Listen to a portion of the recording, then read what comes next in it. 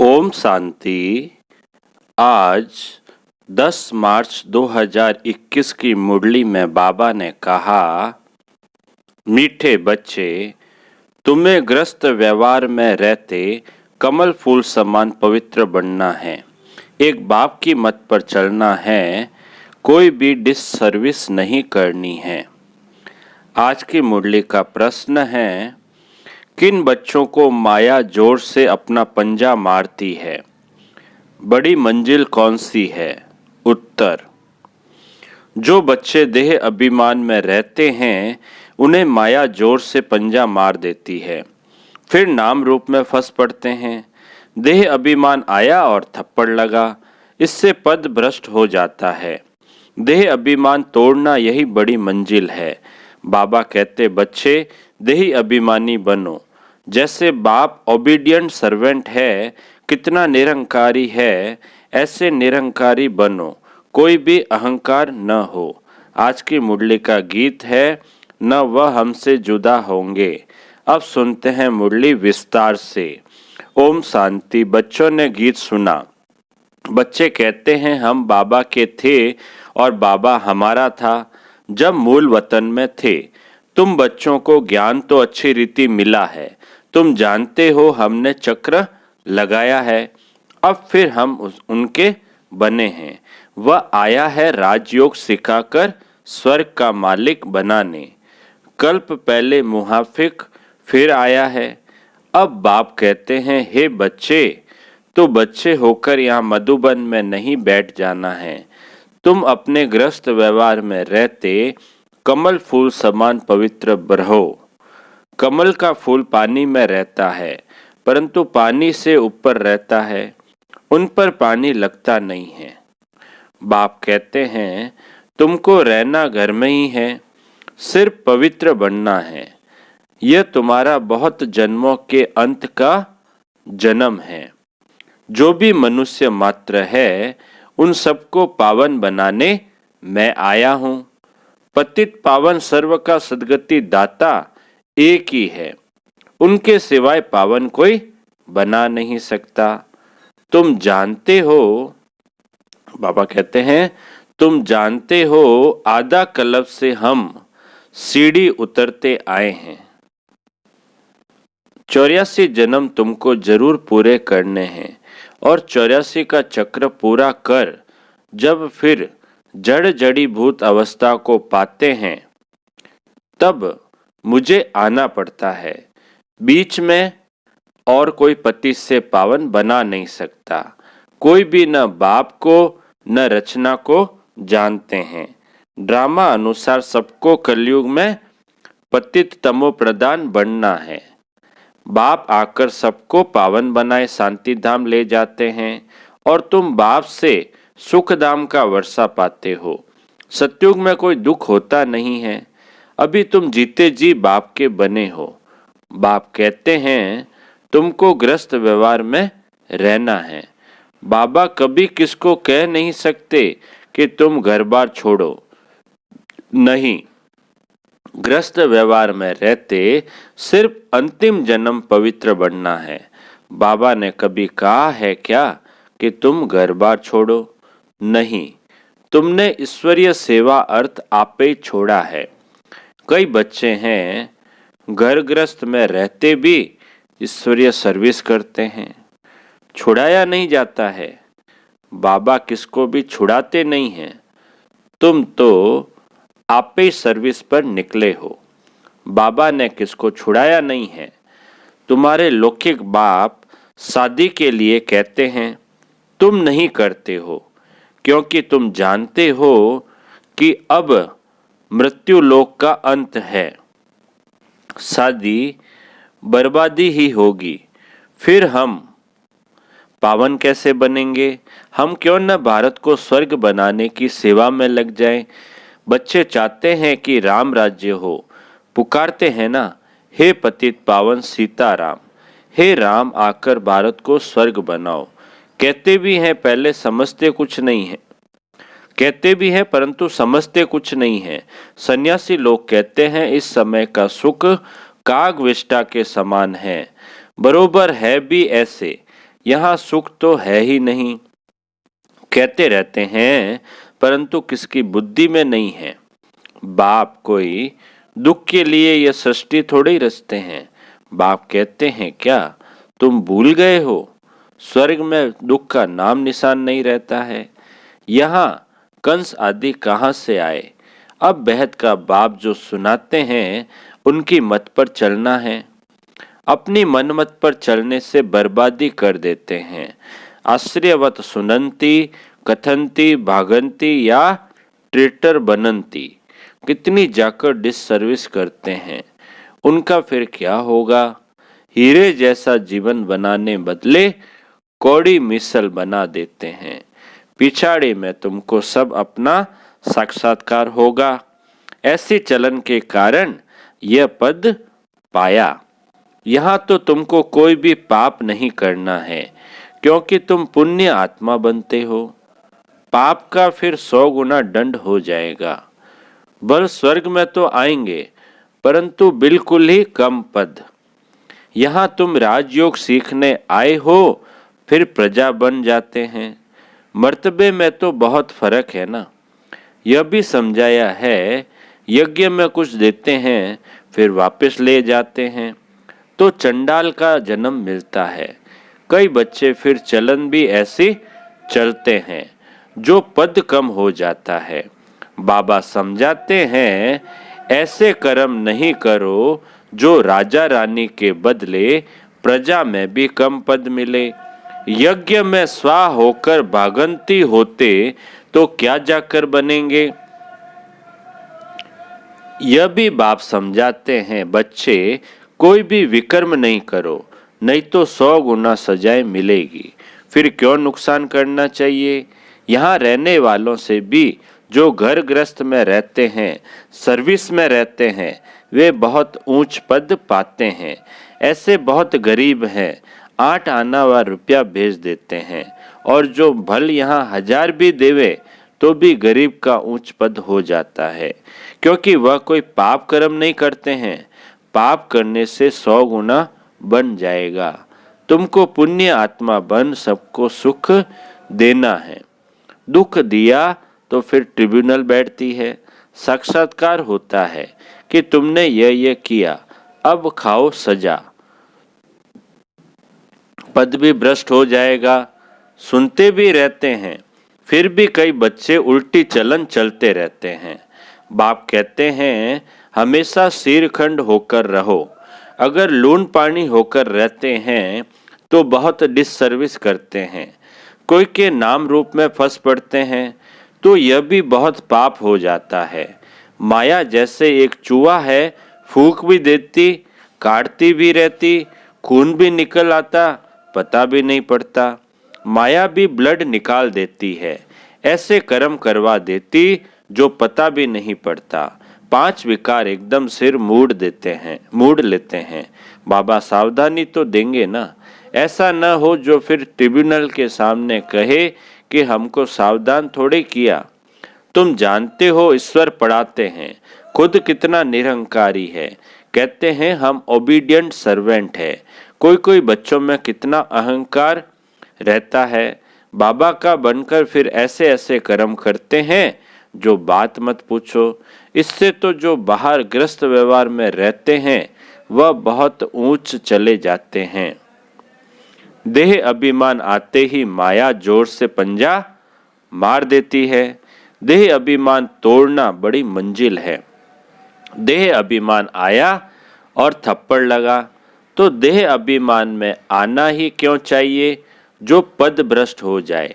ऐसा न हो वहां जाकर झाड़ू लगाना पड़े। अब अगर बाबा से कोई पूछे तो बाबा बता सकते हैं, खुद भी समझ सकते हैं कि मैं कितनी सेवा करता हूँ, हमने कितनों को सुख दिया है। बाबा मम्मा सबको सुख देते हैं, कितना खुश होते हैं। बाबा बॉम्बे में कितनी ज्ञान की डांस करते थे, छात्रक बहुत थे ना। बाप कहते हैं बहुत छात्रक के सामने ज्ञान की डांस करता हूँ तो अच्छी अच्छी पॉइंट्स निकलती है, छात्रक खींचते हैं। तुमको भी ऐसा बनना है, तब तो फॉलो करेंगे। श्रीमत पर चलना है। अपनी मत पर चलकर बदनामी कर देते हैं तो बहुत नुकसान हो पड़ता है। अभी बाप तुमको समझदार बनाते हैं। भारत स्वर्ग था ना, अब ऐसा कोई थोड़ी समझता है। भारत जैसा पावन कोई देश नहीं। कहते हैं लेकिन समझते नहीं हैं कि हम भारतवासी स्वर्गवासी थे। वहाँ अट्ठा सुख था। गुरु नानक ने भगवान की महिमा गाई है कि वह आकर मूत पलीती कपड़े धोते हैं। जिसकी ही महिमा है एक को अंकार। शिवलिंग के बदले अकाल तख्त नाम रख दिया है। अब बाप तुमको सारी सृष्टि का राज समझाते हैं। बच्चे एक भी पाप नहीं करना, नहीं तो 100 गुना हो जाएगा। मेरी निंदा करवाई तो पद भ्रष्ट हो जाएगा। बहुत संभाल करनी है। अपना जीवन हीरे जैसा बनाओ, नहीं तो बहुत पछताएंगे। जो कुछ उल्टा किया है वह अंदर में खाता रहेगा। क्या कल्प कल्प हम ऐसे करेंगे जिससे नीच पद पाएंगे? बाप कहते हैं माता पिता को फॉलो करना चाहते हो तो सच्चाई से सर्विस करो। माया तो कहाँ न कहाँ से घुसकर आएगी। सेंटर्स की हेड्स को बिल्कुल निरंकारी होकर रहना है। बाप देखो कितना निरंकारी है। कई बच्चे दूसरों से सर्विस लेते हैं। बाप कितना निरहंकारी है। अभी किसी पर गुस्सा नहीं करते। बच्चे अगर नाफरमान बरदार हो तो बाप उनको समझा तो सकते हैं। तुम क्या करते हो बेहद का बाप ही जानते हैं।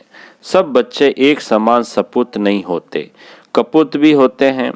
बाबा समझाने देते हैं ढेर बच्चे हैं, यह तो वृद्धि को पाते हजारों के अंदाज में हो जाएंगे। तो बाप बच्चों को सावधानी भी देते हैं। कोई गफलत नहीं करो। यहाँ पति से पावन बनने आए हो तो कोई भी पतित काम नहीं करो। न नाम रूप में फंसना है, न देह अभिमान में आना है। देही अभिमानी हो बाप को याद करते रहो, श्रीमत पर चलते रहो। माया बड़ी प्रबल है। बाबा सब कुछ समझा देते हैं।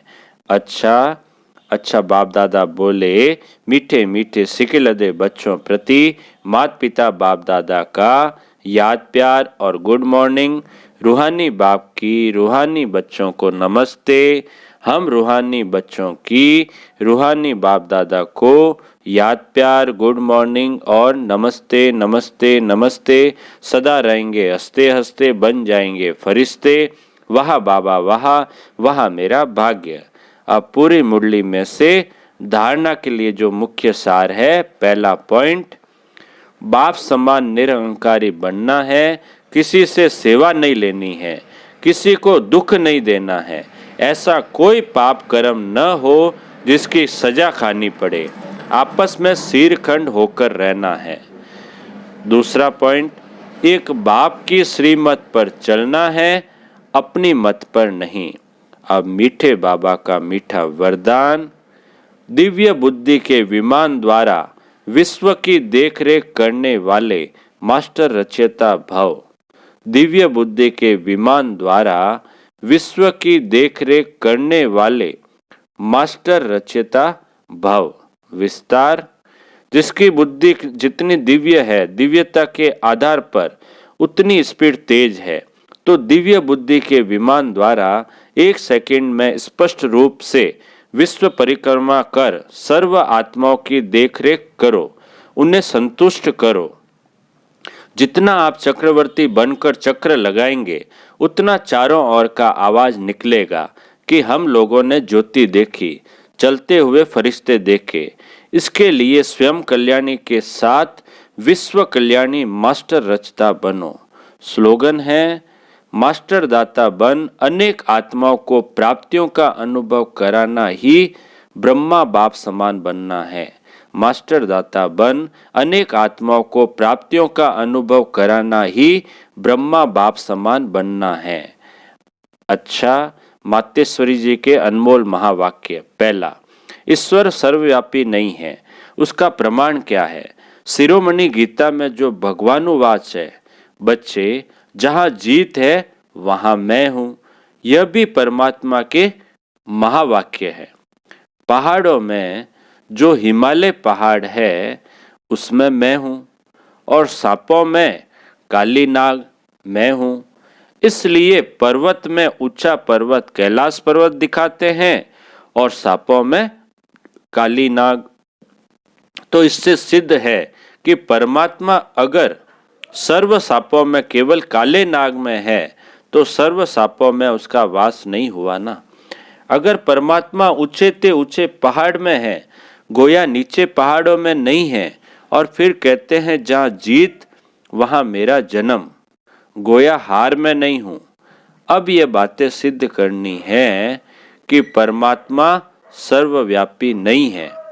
एक तरफ ऐसे भी कहते हैं और दूसरे तरफ ऐसे भी कहते कि परमात्मा अनेक रूप में आते हैं। जैसे परमात्मा को 24 अवतारों में दिखाया है, कहते हैं कच्छ मच्छ आदि सब रूप परमात्मा के हैं।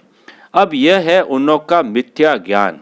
ऐसे ही परमात्मा को सर्वत्र समझ बैठे हैं, जबकि इस समय कलयुग में सर्वत्र माया ही व्यापक है।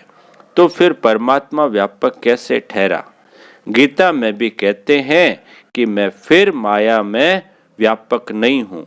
इससे सिद्ध है कि परमात्मा सर्वत्र नहीं है। दूसरा, निराकारी दुनिया आत्मा और परमात्मा के रहने का स्थान। अब यह तो हम जानते हैं कि जब हम निराकारी दुनिया कहते हैं तो निराकार का अर्थ यह नहीं कि उनका कोई आकार नहीं है। जैसे हम निराकारी दुनिया कहते हैं तो इसका मतलब है जरूर कोई दुनिया है, परंतु उसका स्थूल सृष्टि मुआफिक आकार नहीं है।